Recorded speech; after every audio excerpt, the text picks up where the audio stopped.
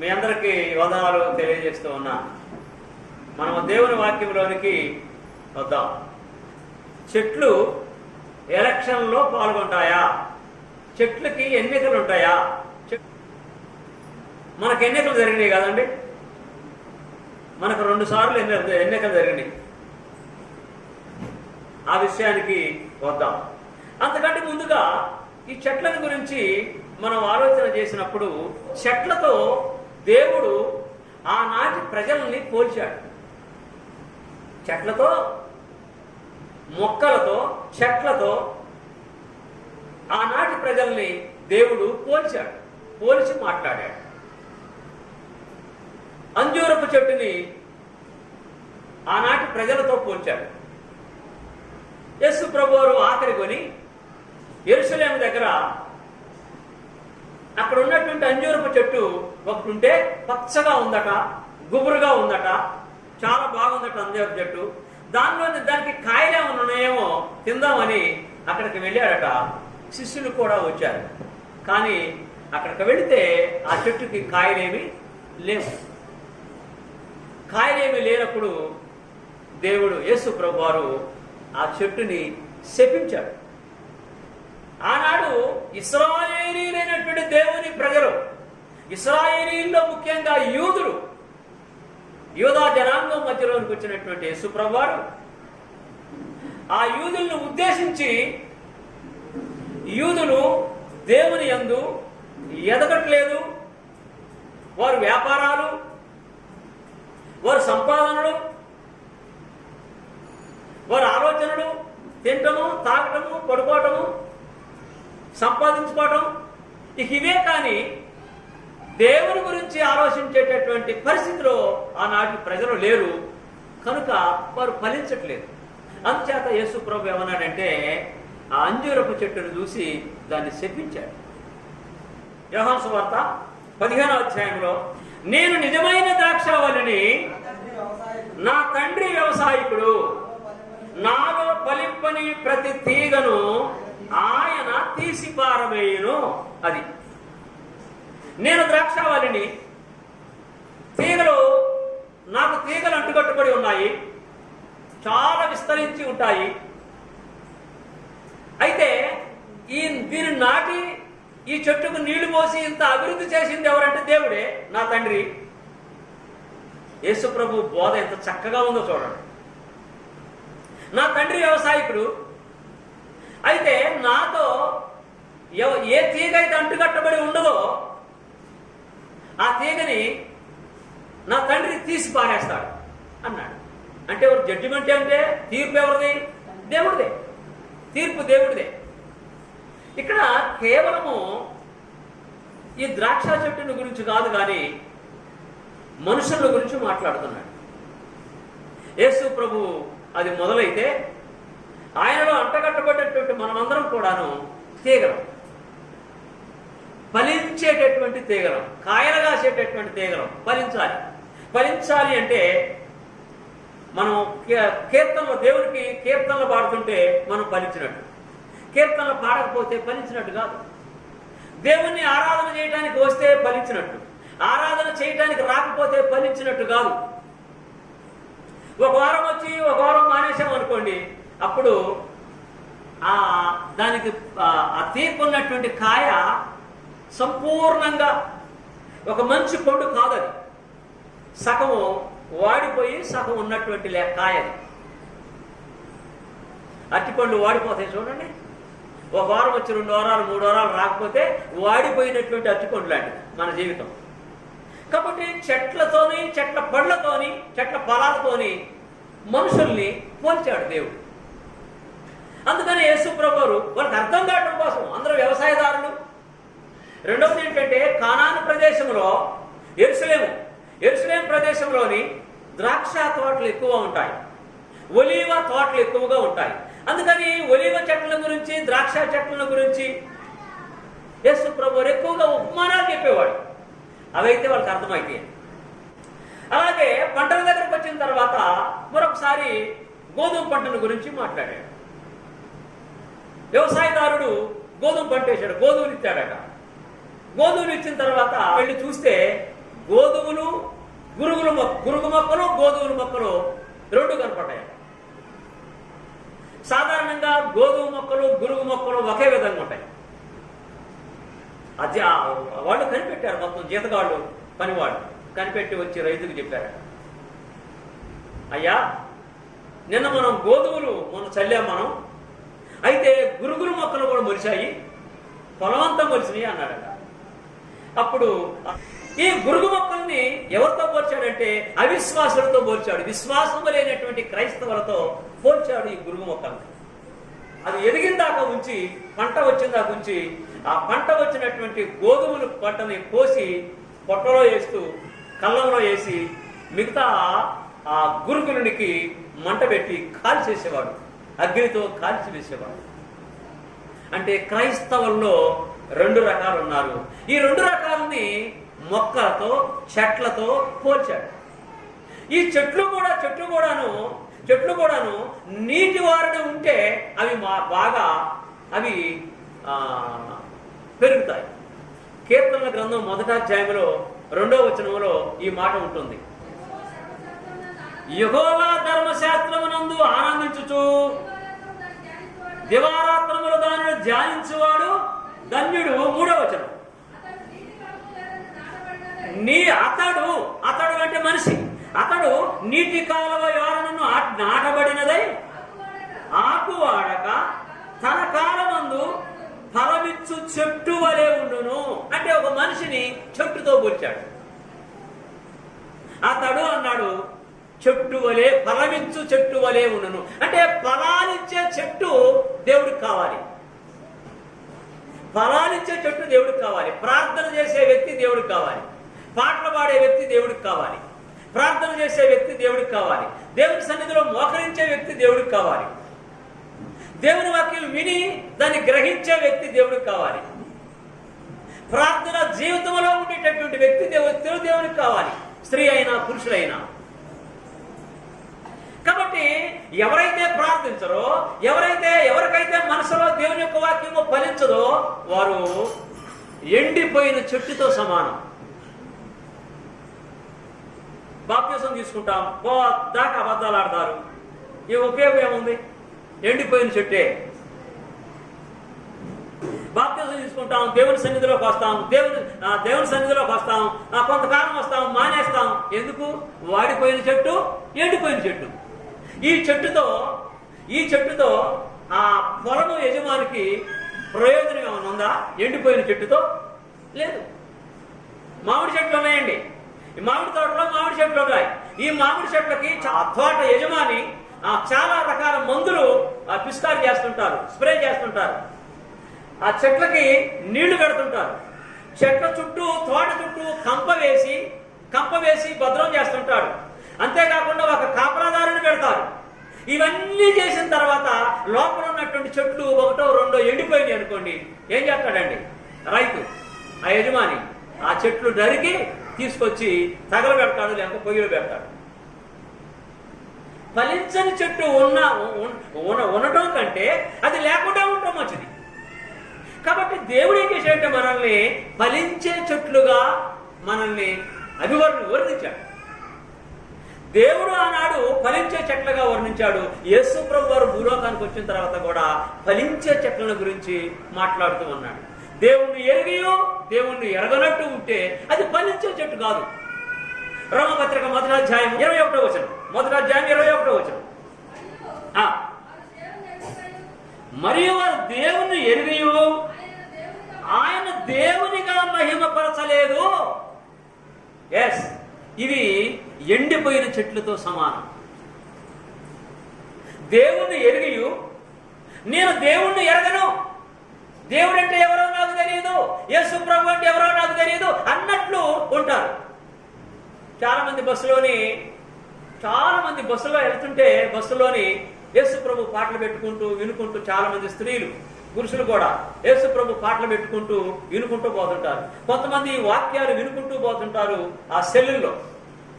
కొంతమంది ఏం చేస్తారంటే యేసు ప్రభుని ఎరిగియు ఆయన ఎవరో నాకు తెలియదు అన్నట్టుంటారు. ఇవి ఎండిపోయిన చెట్లతో సమానం. దేవుని ఎరిగియు ఆయనను ఎరగనట్టు ఉంటారట. మరొక మాట అక్కడే తర్వాత కృతజ్ఞతాస్తుతులు చెల్లింపను లేదు, కానీ తమ వాదముల యందు వ్యర్థులైరి. వాదన పెట్టుకుంటారు ఎందుకు?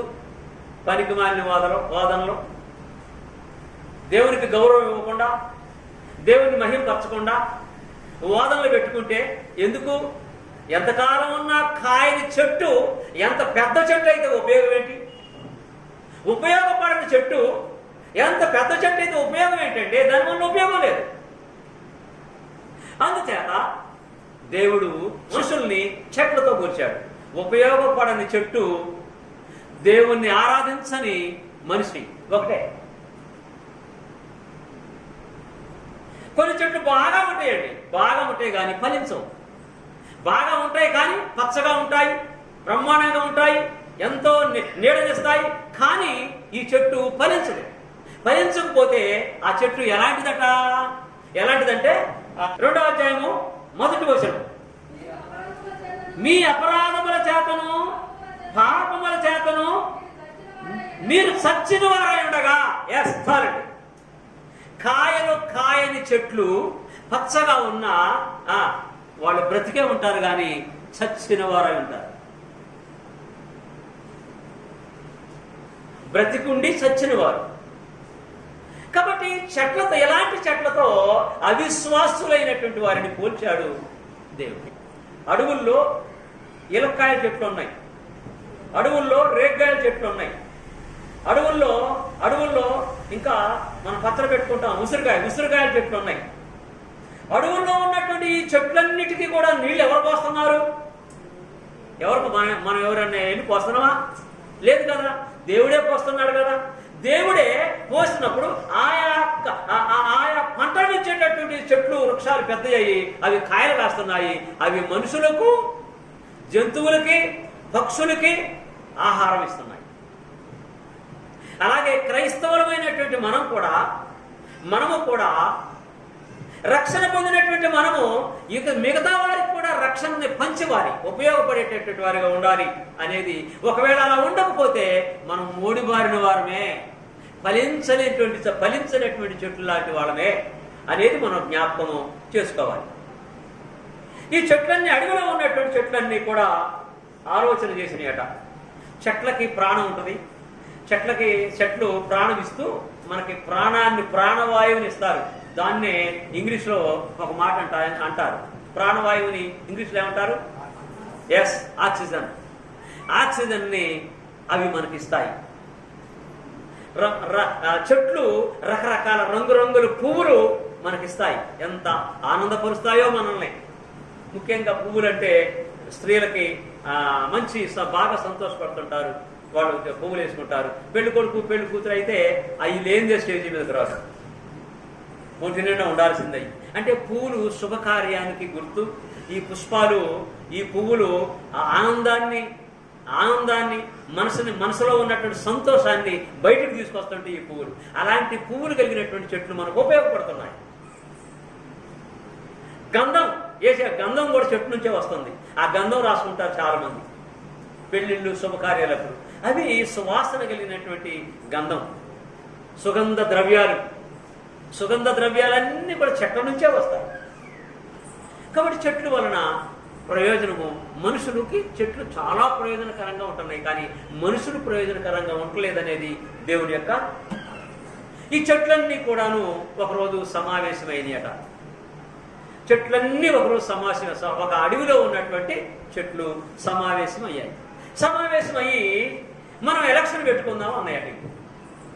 మనం ఎలక్షన్ పెట్టుకొని ఈ చెట్లన్నిటినీ కూడా ఏరటానికి, ఈ చెట్లన్నిటినీ కూడా మంచి మనసుతో ఏరటానికి ఒక చెట్టుని, మనము పెద్ద చెట్టుని ఏర్పాటు చేసుకుందామని అన్ని మరి ఎలక్షన్ పెట్టుకొని ఒక చెట్టుని ఎన్నుకుందాం అనుకున్నాయట. చెట్లన్నీ అనుకొని ఒక చెట్టు దగ్గరికి వెళ్ళాయట.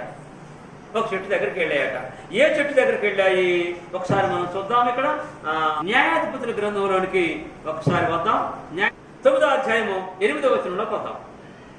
ఈ చెట్లు ఎలక్షన్లు ఎట్లా జరుపుకుంటున్నాయో, ఈ చెట్లు ఎన్నికలు ఎలా జరుపుకుంటున్నాయో, ఈ చెట్లు ఓట్లు ఎవరికి వేస్తున్నారో చూద్దాం. ఎలా జరుగుతుందో చూద్దాం. చూద్దాం. 9వ అధ్యాయము 8వ వచనం పొద్దాం ఒకసారి.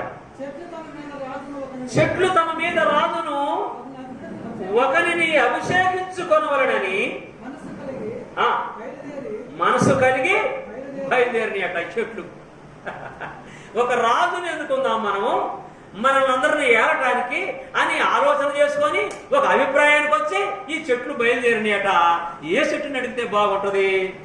ఏది రాజుగా ఉండటం కోసం, ఏలటం కోసము ఏ చెట్టుని అడిగితే బాగుంటుందని వచ్చి మాట్లాడుతున్నారా చెట్టుతో? ఆ మమ్మను ఏరుమని ఒలీవల చెట్టుని అడిగారట. కానీ ఇది ఇశ్రాయేలీల్ని ఉద్దేశించి మాట్లాడుతున్నాడు. ఒలీవ చెట్టు అది మెడికేటెడ్ ట్రీ అంటారు దాన్ని. అంటే ఆకులు ముందే, చెట్టు బెరడం ముందే, దాని కాయలు ముందే, దాని తీగలు ముందే, దాని ఏళ్ళు ముందే, అన్నిట్లో కూడా మెడిసిన్ ముందు ఉంటుంది. కనుక ఈ ఒలీవ చెట్టు చాలా మంచిది, ఇదైతే బాగుంటుంది అని ఒలీవ చెట్టు దగ్గరకు వచ్చి మమ్మల్ని ఎక్కడి నుంచి నువ్వు ఏలు అని అన్నయ్యట. ఈ చెట్లన్నీ ఏకగ్రీవంగా వచ్చి ఎలక్షన్ పెట్టుకొని నిన్ను ఎన్నుకుంటున్నాం అని అన్నయ్యంట. అన్నప్పుడు ఈ ఒలీవ చెట్టు ఏమన్నదట? ఏమన్నది? ఇది ఏం చెట్టు? ఇది ఒలీవ చెట్టు. ఒలీవ చెట్టు రాజుగా ఉండు, మమ్మల్ని లేరు, నువ్వు మంచి సుగంధమైనటువంటి మంచి వాసన ఇస్తావు, నువ్వు మంచి ఔషధాలు నువ్వు అని అన్నప్పుడు ఇదన్నదట. నేను అటు దేవుణ్ణి మహిమపరచడం వదిలిపెట్టి, మానవులకు సువాసననిచ్చేటటువంటి నీతిని వదిలిపెట్టి, ఈ మానవులకు ఉపయోగపడకుండా నేను మీకు రాజుగా ఉండి అటు దేవునికి మానవులకి నేను దూరం అయ్యానా? నేను రాజుగా ఉండలేను, మిమ్మల్ని ఏలలేను అన్నదట ఈ చెట్టు. ఈ ఎన్నిక సరైనది కాదు. అక్కడి నుంచి బయలుదేరినాయట. చూద్దాం అక్కడి నుంచి. ఇప్పుడు అంజూరపు చెట్టు దగ్గరకు వచ్చినాయట. నువ్వు వచ్చి మమ్మల్ని ఏలు, మమ్మల్ని మాకు రాజుగా ఉండు అని అంజూరపు చెట్టుని అడిగినాయట. అంజూరపు చెట్టు కూడా మెడికేటెడ్. ఏమన్నది? ఒలీవల చెట్టు చెప్పినట్టు చెప్పింది. నేను మనుషులకి దేవునికి ఉపయోగపడకుండా, నా మాధుర్యాన్ని పంచివ్వకుండా కేవలం మీ మీద పెత్తనం చేయడానికి నేను వచ్చానా? నా పని వదిలిపెట్టి, నాకు చాలా పనులు ఉన్నాయి, పోండి, నేను మీ మీద రాజుగా ఉండలేను, ఈ ఎలక్షన్లో నేను నిలబట్టలేదు, ఈ ఎన్నికల్లో నేను నిలబట్టలేదని అంజూరపు చెట్టు కూడా తప్పుకుందట. ఇది రెండోది. ఇంకా 2 చెట్లే ఉన్నాయిలేండి, ఇంకా 2 చెట్లే ఉన్నాయి. తర్వాత 3వ చెట్టు దగ్గరకు వచ్చినాయి ఇవన్నీ. అటు తర్వాత ఇదిగో పోనీ ఆ చెట్టు దగ్గరకు పోతే అది వద్దన్నది, ఎలక్షన్ లో నేను నిలబడినది. ఈ చెట్టు దగ్గరకు పోతే ఈ చెట్టు కూడా నేను నిలబడినా, నాకు వద్దు, అధికారం నాకు వద్దు అని అన్నది. అమ్మా నీకు దండం పెడతా, నువ్వన్నా ఉండని 3వ చెట్టు దగ్గరకు వచ్చి అడిగారట. ఏం చెట్టు అటు ఇది? ద్రాక్ష తోట, ద్రాక్ష చెట్టు. ఇది కూడా మంచి చెట్టే. ద్రాక్షాలు మనకు అందరూ తెలుసు. చాలా తెల్ల ద్రాక్షాలు ఉన్నాయి, నల్ల ద్రాక్షాలు ఉన్నాయి, సీడ్లెస్ ద్రాక్షాలు ఉన్నాయి, రకరకాల ద్రాక్షాలు ఉన్నాయి. ఈ ద్రాక్ష తోటలు కూడా ఆ యెరూషలేము ప్రాంతాల్లో బాగా ఉంటాయండి. ఈ 3 రకాల చెట్లు కూడా యెరూషలేము ప్రాంతంలో బాగా ఉన్నాయి. ఆ ప్రాంతాల్లో మందులకు ఉపయోగించేటటువంటి చెట్లు ఇవే.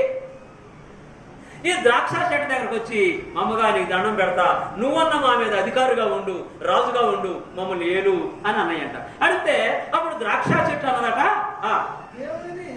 13వ వచనం, దేవుని మానవులను సంతోషపెట్టు నా ద్రాక్షారసమును నేను ఇక మాని చెట్ల మీద రాజునయుండి ఇటువైపు ఊగులాటకు మీ దగ్గర వచ్చేనా అన్నదండి.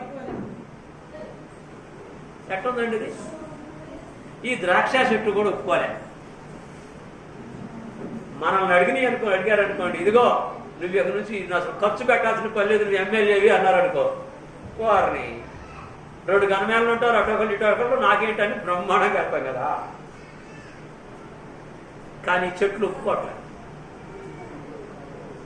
రాజకీయం నాకు వద్దు అంటున్నాయి. నేను నాయకురాలుగా ఉండలేను అంటున్నాయి. నేను వెళ్తానని చెయ్యలేను అంటుంది. నేను దేవునికి ఉపయోగపడాలి, మనుషులకు ఉపయోగపడాలి, నా పని నేను చెయ్యాలి. నాకు ఆ పని చేయటానికి మీ మీద పెత్తనం చేసి చెట్ల మీద పోగులాడటానికి, పెత్తనం చేయడానికి నాకు సమయం లేదు, నేను రాను, వెళ్ళిపోండి, ఇంకెవరు నేను ఎన్నుకోండి అన్నా. ఎన్ని చెట్లు అయింది ఇప్పటికి? 3 అయింది. మొదటి చెట్టు ఏంటి? ఒలీవల చెట్టు. రెండవది అంజూరపు చెట్టు. మూడవది ద్రాక్ష చెట్టు. ఈ 3 నో అన్నయ్య, ఎస్ అన్నయ్య? నో అన్నయ్య. అంటే అధికారం ఇస్తాను అంటే మాకు వద్దు అంటున్నాయి. ఓకే, ఇప్పుడు 4వ చెట్టు, ఇది ఆఖరి చెట్టు. 4వ చెట్టు దగ్గరకు వచ్చినాయి. ఇప్పుడు లాభం లేదా అబ్బాయి, ఇక ఎన్ని 3 వద్దన్ని, ఈడు 3 మంచి అనుకుంటే దుంపదాకా ఒప్పుకోవట్లేదు, పోనీలే అని ఎక్కడికి పోదాము, ఎటు పోదాము అని ఆలోచన చేస్తున్నాయట. ఇప్పుడు 14వ వచనంలోకి వద్దాం. 14వ వచనంలోని మరొక చెట్టుని గురించి ఆలోచన. అప్పుడు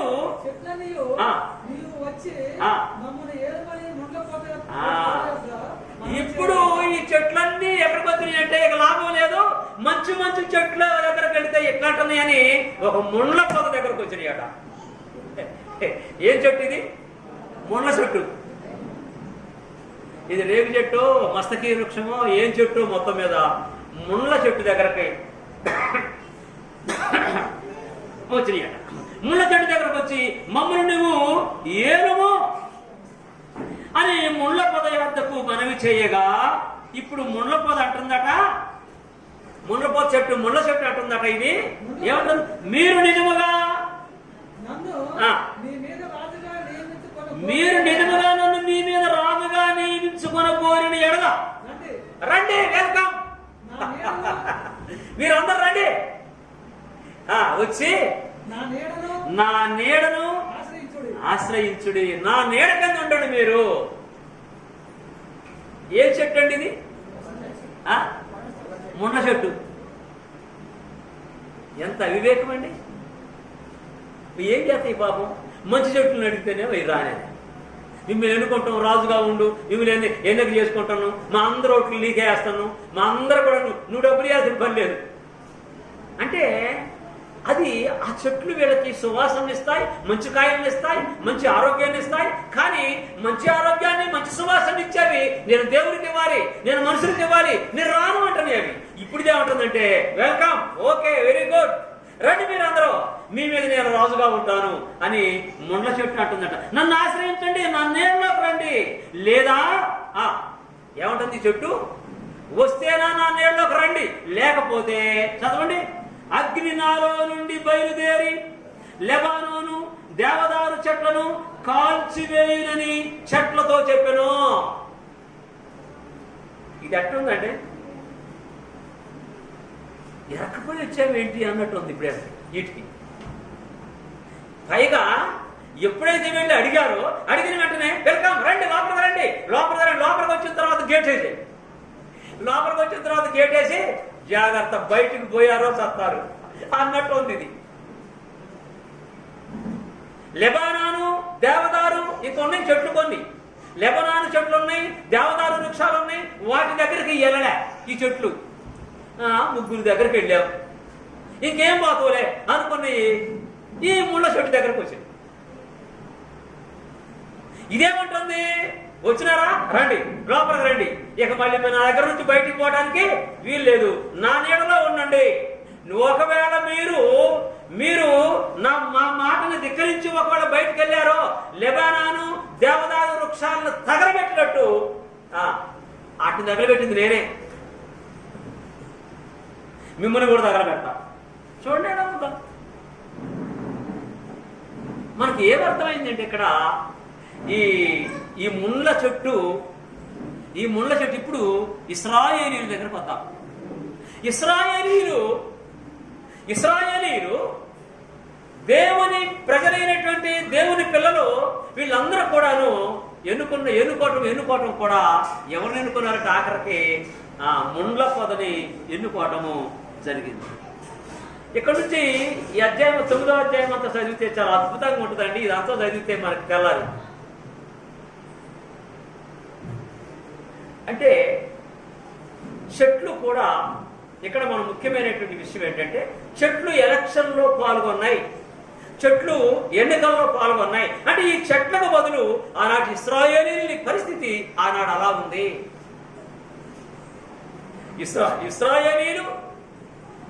ఇశ్రాయేలీయులు మంచివారు ఎప్పుడైతే దూరం అయిపోయినారో చెడ్డవారిని ఆశ్రయించి చెడ్డవారి యొక్క నీడ కింద వాళ్ళు ఉన్నారు.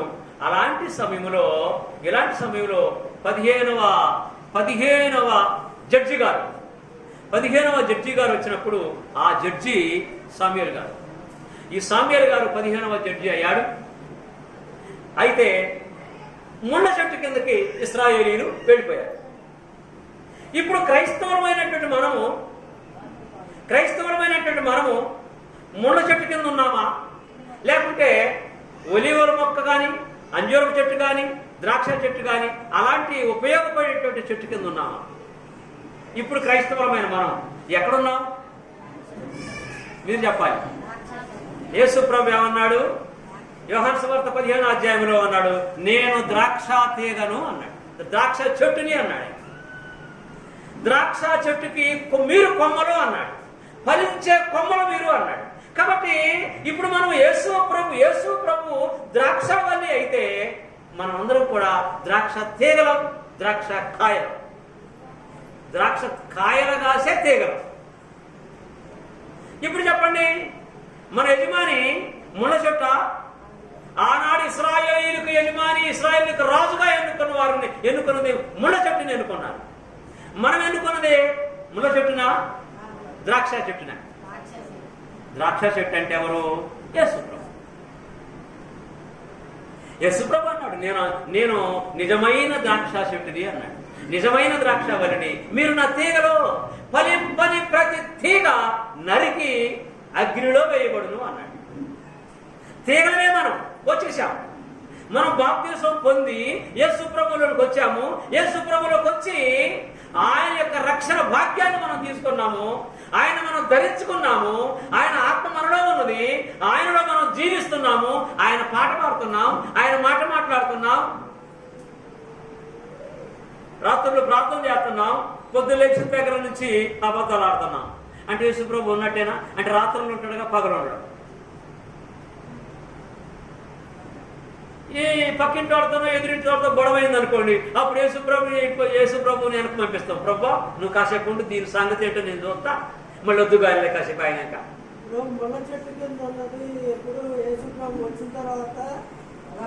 పాత నిబంధన కాలం ఇశ్రాయేలీయులు ద్రాక్ష యేసు ప్రభు ఇప్పుడు వచ్చిన తర్వాత అది న్యాయాధిపతుల కాలంలో ఆ చెట్లు అలా ఎందుకంటే ఇశ్రాయేలీయుల్ని పోలి చెప్పాడు. యేసు ప్రభు వచ్చిన తర్వాత యేసు ప్రభు ఇప్పుడేమంటున్నాడంటే, నేను ద్రాక్షవల్లిని, మీరు నా తీగలు అన్నాడు. తీగలుగా ఉన్నటువంటి మనము ఫలించాలి. ఫలించకపోతే యేసు ప్రభు ఏమంటాడంటే, ఒకవేళ మీరు నా తీగలుగా ఉండి మీరు ఫలించకపోతే ఏ తీగ అయితే ఫలించదో దాన్ని కట్ చేసి ఆ తీగను తీసి పారేస్తాం. కాబట్టి మనం అందరం కూడా ఫలించే తీగలుగా ఉండాలనేది యేసు ప్రభు యొక్క కోరిక. అలాగనే అపోస్తలుడైన పౌలు గారు కూడా అంటున్నాడు, మనము యేసు క్రీస్తులోనికి వచ్చినటువంటి మనము ఆయన ధరించుకుంటున్నాము, మనం ఆయనలో ఉంటున్నాము, ఆయన మనలో ఉంటున్నాడు. ప్రకటన గ్రంథంలో ఏమన్నాడంటే, ప్రకటన గ్రంథంలో యేసు ప్రభు వారు, మీ హృదయం అనే తలుపు తెరవండి, నేను మీలోకి వస్తాను, నేను మీతో ఉంటాను, మీ ఇంటిలో ఉంటాను, మీ కుటుంబంలో ఉంటాను. ఎవరైతే నన్ను ప్రార్థన చేస్తారో వారి మధ్యలో ఉంటా, ఎవరైతే నన్ను అంగీకరిస్తారో నేను వారి మధ్యలో ఉంటా, ఎవరైతే నన్ను ఆహ్వానిస్తారో వారి కుటుంబంలో నేను ఉంటా, వారి కుటుంబంలో ఉండి వారిని ఆశీర్వదిస్తాను. నేను నా తండ్రి కూడా మేము మీతో ఉంటాము. నా తండ్రిని నేను మీకు తండ్రిగా చేశాను, నా తండ్రిని నేను మీకు తండ్రిగా చేశాను. మీరు నాలోకి వచ్చారు కనుక మీరు నేను మనందరికీ తండ్రి అయిన దేవుడు ఒక్కడే. ఆయనలో మనం ఉందాం, ఆయనలో మీరు అందరూ ఫలించండి అని యేసు ప్రభు వారు లోకంలోకి వచ్చి మనందరినీ కూడా ఆయన పిల్లలుగా చేసుకొని, ఆయన ద్రాక్షవల్లి అయితే మనము ఆయన తీగలము అన్నాడు.